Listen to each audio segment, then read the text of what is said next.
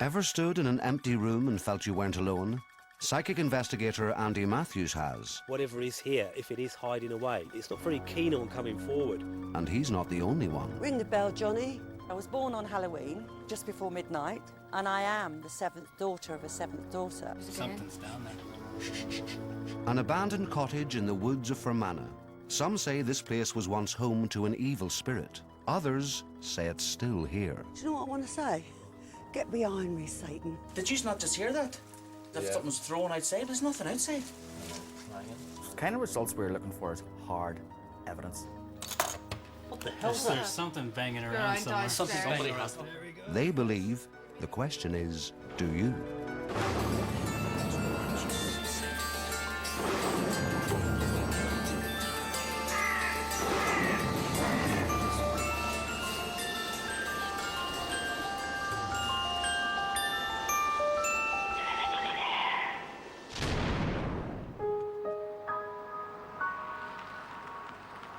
Headed towards an old mountain cottage in the woodlands of Fermanagh, home to one of Northern Ireland's most infamous cases of poltergeist activity. The events took place in the early part of the last century, and according to local tradition, there's still a potent and, some say, evil kind of force that still penetrates the building today.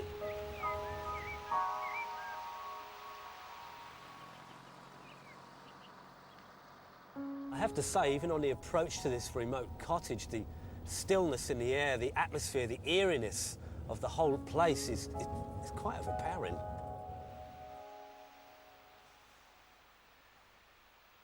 In the spring of 1913, years after the death of her husband, widow Bridget Murphy and her 6 children took up residence here, only to be tormented, it's said, by a spirit so malign that local people suspected the family of practicing witchcraft.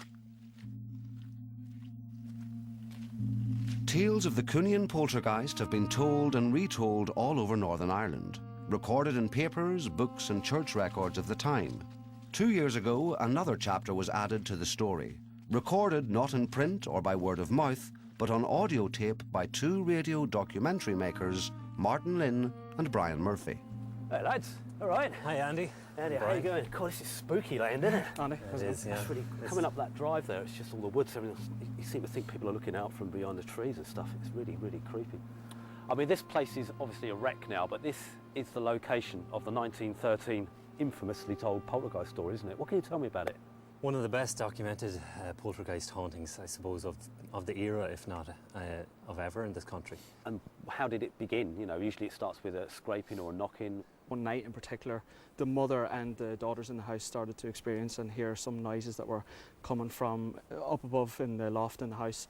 And they went outside, investigated it as much as they could, and they found nothing, and it eventually sort of gravitated from there. Well, it got to the stage where items like items of furniture, bedclothes, things like that were being tossed around the rooms. There's even accounts of violent episodes. One of the daughters of the house was tending to some laundry, and one of the chest of drawers closed on her fingers. What about the church? I mean, the church surely must have got involved at some point and tried to clear the house of any kind of evil spirits. 2 priests in particular, Father Coyle and Father Smith, did a lot for the family and tried their best to kind of make it peaceable in here. I believe that you two have spent the night here on your own, armed with some recording devices. What did you discover? Initially, what we encountered was problems with equipment. All right.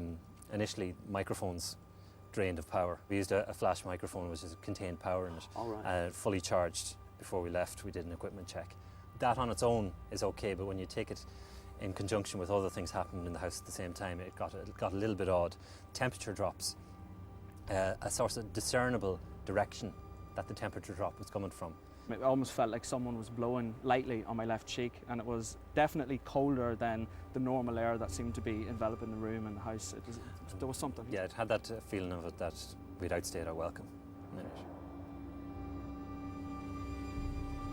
I'm up in obviously one of the bedrooms. And it's weird, you're looking into the room that caused a family to flee from this house. Whatever malevolence was in the house, it generated from up there. It's definitely a different house at night. It's quite an eerie place to come. I don't know if Brian heard that. Are you feeling that as well? Yeah. Very cold. Very cool. Oh, What's that? I don't know.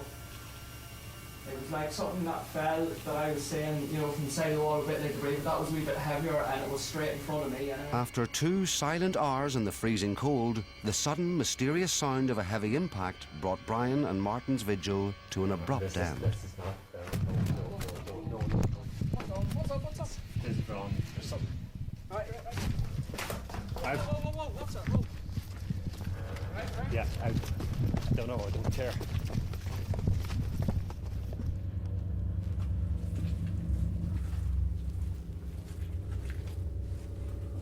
This would have been the room where Annie Murphy and the rest of her sisters would have slept and spent a lot of the time, and a room where a lot of the manifestations and noises would have been emanating from. So this is where it was all focused upon? Probably the major, anything major that would have went on in the house happened in this room. Above that was a loft area, and there are descriptions of forces of some kind coming down from the loft area along the walls and turning at angles. One documented account is of the sound actually plummeting below the surface of the ground. Really? And actually the sound emanating like from the ground itself. Other occasions it came down along the wall and out into the middle of the room. Which makes me wonder, is it the site itself that caused that particular poltergeist occurrence, or is it the family? To discern any link between the phenomenon recorded by Martin and Brian and the infamous poltergeist of Cooneen, Andy will need to find out exactly what happened to the widow Murphy and her family in the spring of 1913. At nearby 5 Mile Town Library, he's arranged to meet amateur historian Alex Elliott. Mr. Elliott, Andy Matthews, lovely to meet you. Since I came to 5 Mile Town here 60 years ago, I've taken an interest in this Cooneen ghost. It caused quite a stir around the country at the time it was active. And I have read anything and studied any facts about it. And Shane Leslie wrote a book about it there, and he has the best information, I believe, and the most accurate information there is on the Cooneen ghost. He got his facts from the priests. They were there constantly. What kind of things stick out in your mind? Father Coyle said one of the most alarming things he saw was, while they were standing there chatting, all of a sudden something appeared to come down from the ceiling in an awful rush. They didn't see it, couldn't describe what it was. Something just went into the ground at their feet. And this really frightened them.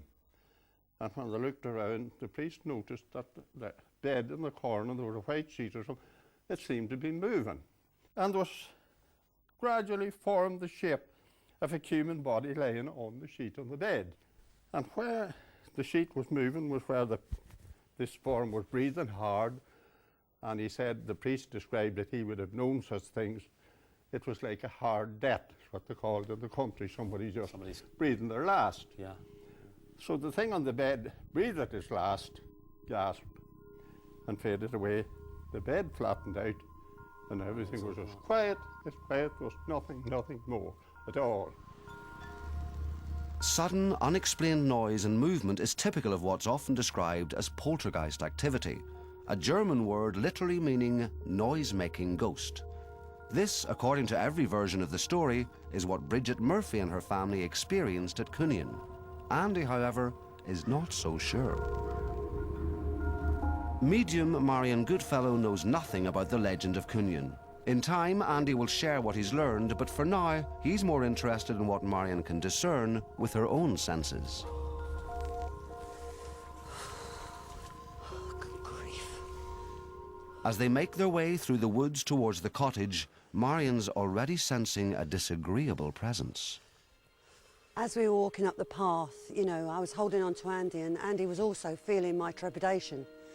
The energy you feel as you're walking up the path is awful.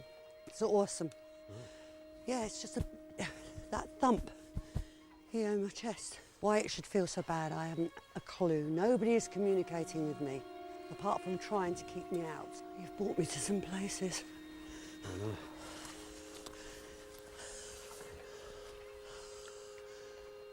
You're feeling it too? Yeah. I felt it when I got here earlier, but I was feeling what she was feeling, and it was very unnerving. At one point, it was almost like, no, I just want to go back. I've got a man, about 5'8", tall, does not want me here. No. Doesn't want us here. Don't want anybody here. Oh. I mean, I come into this place with all the love in the world. And if I could help this soul or this place, and I would revert to anything that would lighten the energy around this place, then certainly I would ask a priest to accompany me and bless this place. If he'd dare come up the path. I think his name is John. I don't know, it's just that name came to me. He's not being very nice. Tell him we mean him no harm. It's horrendous. The energy that's surrounding this personality. Is it surrounding the building? Absolutely, it's in the very core, the very fabric of the place. Look at the trees. He's got a dark coat on, and when I first saw him, he was like clenching a piece of stone that was quite flat. Do you know what I want to say? What? Get behind me, Satan. You know, just go away. You know, it was really surreal because on my way here, I had the image of this gentleman. I only saw his arm and his upper torso, and he was holding in his hand a flat rock piece of stone. That's like the flat stone he was holding. And it was just like the piece of stone in what we're calling the kitchen. And he picked it up, it was really heavy. But in my vision of this man, he was holding it as if it was nothing. It's like as if there's something to hide. Right. And he doesn't want me to find it. This man likes to hurt people, he likes to scare people. Do you think the man lived here? Nobody, he frequented the place, definitely. What's turned him into this almost freak of nature? That's how I feel. This was once a bedroom. I'm asking everybody that's upstairs, you know, to come round us and protect us, because I feel you need that sort of protection. This is something I'm not used to. I'm not used to feeling like this. This is a better feeling. Yeah? Yeah, this is a bit lighter. Them other two rooms are and the whole area outside this place is stifling. Yeah. I've never ever come across a place like it. Nor have I. It's like, what the hell you brought me here for? I wouldn't want anything that's this dark and dismal to come into my psyche, to be in my subconscious mind. You know, I've got to carry this mind around with me on a day-to-day basis. I don't want what's in there. So you think if anybody was to stay here for any length of time, eventually they'd be forced out? They would, definitely. Nobody would stay here. Nobody in their right minds, anyway, would want to stay here.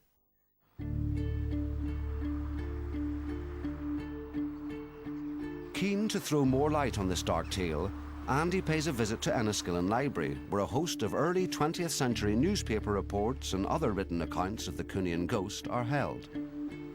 I'm investigating the Cooneen ghost in the studio. It's over 100 years old, this case, isn't it? It is indeed, and we have hard copies here of both the Fermanagh Herald and Impartial Reporter. My word, there it is, yeah. It's got a door. House. So I went up there the other day. It's basically just a wreck now. Bridget Murphy, son James, 5 daughters, yeah.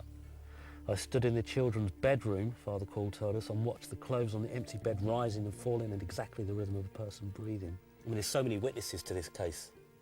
The knocks, the tap-ins. It's just incredible, really. Plates and cups being thrown. There was really no ghost origin dating from real life except a rumour that an old pensioner had been murdered there on the day he drew his quarter.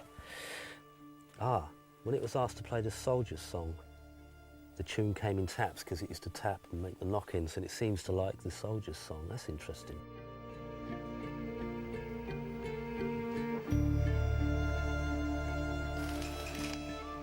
The late Shane Leslie, who documented the Cooneen Poltergeist in his celebrated Ghost Book, was reputed to be the foremost authority in the subject. His son, Sir Jack, now 93, has agreed to meet with Andy at the family seat, Castle Leslie in Monaghan. Once he saw a human form raised under the sheets of an empty bed. He described it as like an animal moving underneath. He felt fear when it was spitting at him or lapping like a dog, or escaping under him on the bed. He always addressed it as Johnny. Now, I've been investigating the Cooneen ghost, and Yes. your father, Shane Leslie, has written about the Cooneen ghost in his book, his ghost This book. book, yes. And that was there. Well, I'm glad you found it so interesting. But it was It fascinating. sounds rather a creepy sort of place, the strange atmosphere. It is a very, very strange place. He had an interest in the paranormal, didn't he? Yes. Which was a lifelong interest. Yes, he always did. How did he get into that? How did he just start? was interested in it. What was his first investigation of a haunted house? Did he ever tell you that? Well, he had this group at Cambridge of friends of his who were similar tastes. So much was said and rumoured that I'm glad to have interviewed the three priests and obtained the most trustworthy evidence concerning the Cooneen ghost. It remains to be added that the family retreated to America, where they were no more troubled. Even now, local opinion differs on the subject of the Cooneen Poltergeist. According to Alex Elliott and others, when the Murphys fled to America, they went alone. They said that the ghost followed them. They must have had some communication. They still had friends at Cooneen. And that they had to move several times in America, and eventually, as apparently always happens, while the children grew up, it disappeared and left them alone. We have it here that they left on the SS Praetorian sailing from Glasgow on the 31st of July 1915. And there they are, Bridget and her family. And in 1930, they're still there. As to whether the poltergeist actually followed them, as the saying goes, or the legend goes, if you like, is open to debate. It's probably local folklore and hearsay. Having said that, I've been up to this place and I can't begin to explain how strange and unnerving the place is. And Marion herself stated to me that it's probably the worst place she's ever been in. And she's been in a lot of haunted buildings over the years. So hopefully we're going to be able to find some kind of evidence to back up this story, to see if anything still remains at Cooneen Cottage, because I feel that there is something dark and brooding still remaining there.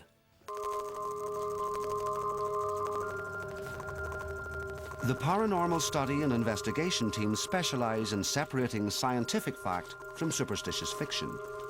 Tonight, armed with a battery of high-tech equipment, the team will test whether, as Brian and Martin believe, the spirit that once tormented the Murphy family still resides here in the woods of Cooneen. To carry out an investigation in a place like this is extremely difficult because we've got all the elements at play here. We've got the wind, we've got rustling trees.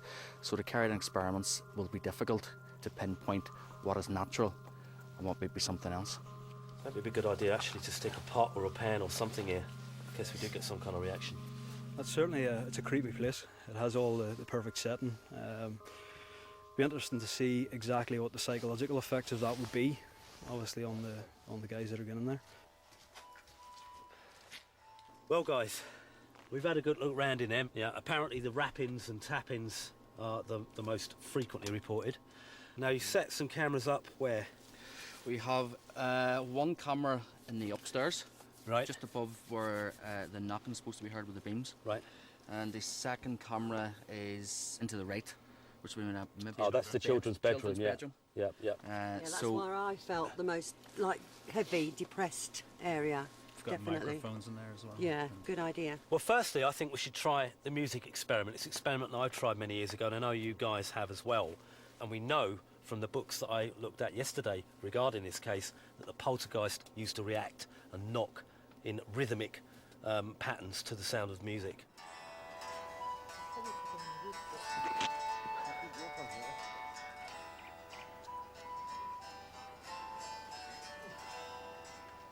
If spirits exist, they may react to a particular piece of music that they may recognise from that time period.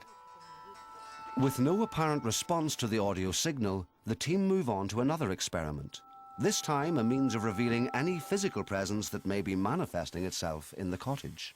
What we're going to do is we're going to set up a smoke machine just in the bedroom, the front bedroom. And the idea is that hopefully if there is spirit in there, it'll obviously come forward and it'll create an image or we'll see some displacement within the smoke. To capture the images, hopefully we're going to be able to do that in two ways.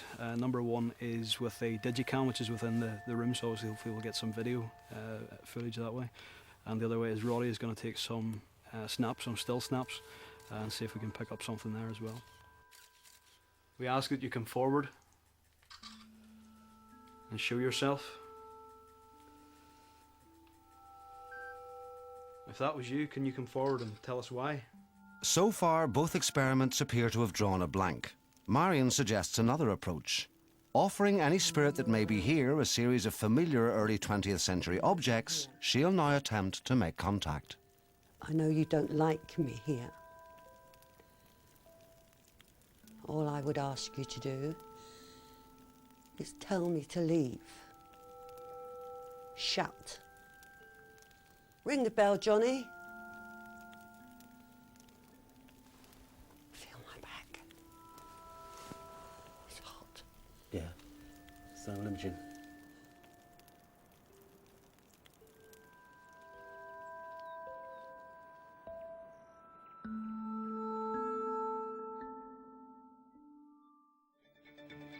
Early next morning, Andy, Marion and the team reconvene at the cottage, hoping for more such evidence in the form of electronic voice phenomena picked up in the course of last night's vigil. Not very much forthcoming last night, but how did we get on with EVPs? Anything interesting?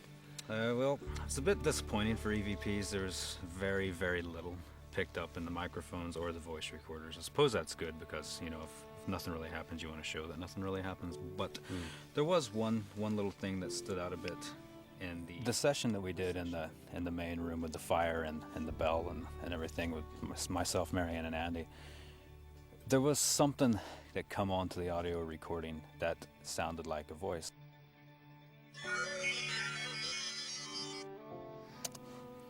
Now it's a little bit electronic sounding because I had to bring the volume up a little bit and take the noise out. Right. Call me crazy, but it sounds to me like, "Hi, Andy."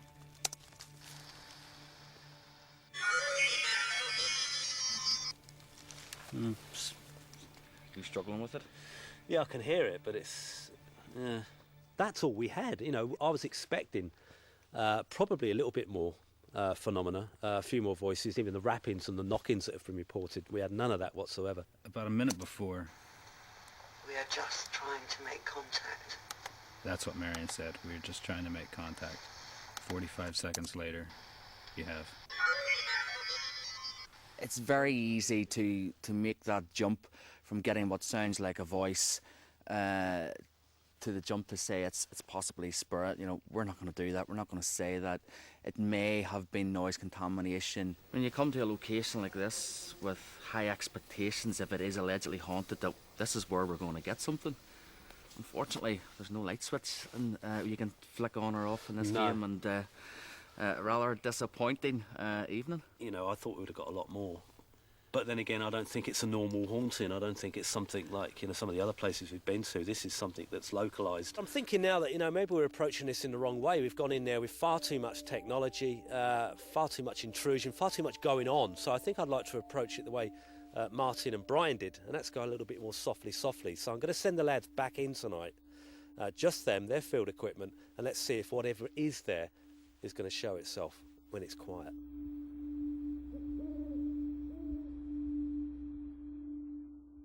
So we're back here to see if just us being here alone will make any difference, just with cameras and just with digital voice recorders, and see if we can capture something that may suggest some type of evidence. The ghost of Cooneen, are you here? Talk to me. Communicate with me.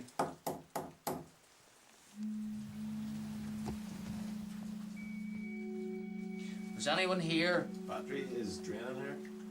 Flashing up. Battery shouldn't be. It's flashing up saying it's out. Cormac, that battery, whenever I turned the camera on, was saying, hang on, that did say 64 minutes. Did, yeah. That said 64 minutes when you come in. This camera that I'm using has a lot of information up on the screen whenever I'm filming. And for the first time ever that I've ever used this camera, everything is just wiped completely off the viewfinder. All the information, battery meters. saying 109 minutes a minute ago, and it's dropped down to 66 minutes. Literally within the space of about 2 or 3 minutes. That's exactly what happened to the other guys who done a vigil here. Was all their gear just packed in, bodies drained. It's turned on, went to take a photograph, and it's just died. So it's switched back on again. So let's see. It won't let me take a photograph.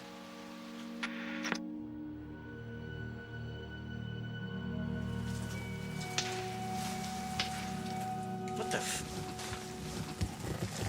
Did you not just hear that? Yeah, I did.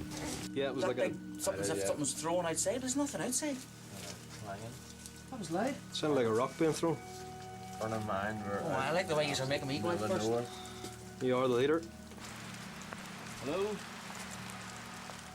Any chance of being vandals or anything? God, is No, there's not going to be anyone up here this time of night. Well, like this.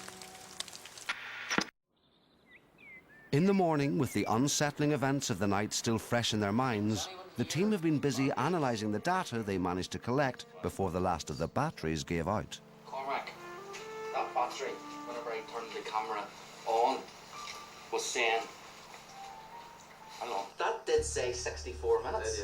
That said 64 minutes when we come in. I mean, I've had battery drainage in the past, but I've never had it go on 1, 2, 3 cameras like that. Well, exactly. So I mean, quickly, you can put it down to certain things. You can probably put it down to the temperature and everything else that can affect batteries. But in this case, it's all the batteries and all cameras.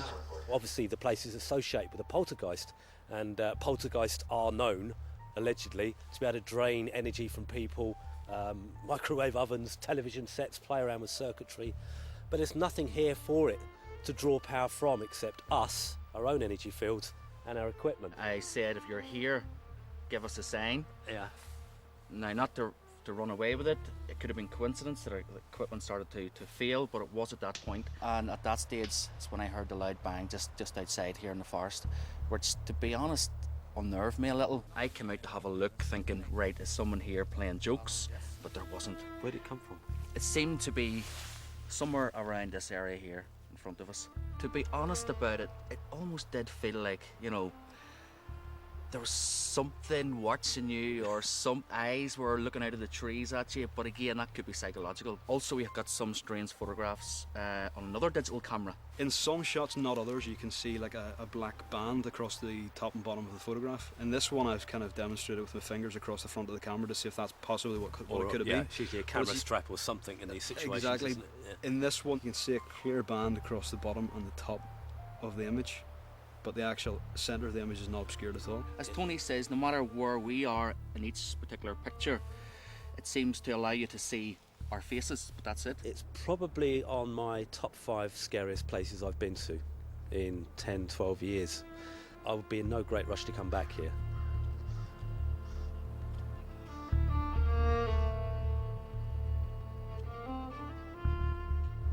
Some say that whatever spirit tormented Bridget Murphy and her family nearly a century ago left Cooneen along with them. So what exactly did Martin, Brian and the PSI team experience here? Andy and Marion believe it was the spirit of the place itself. The question is, do you?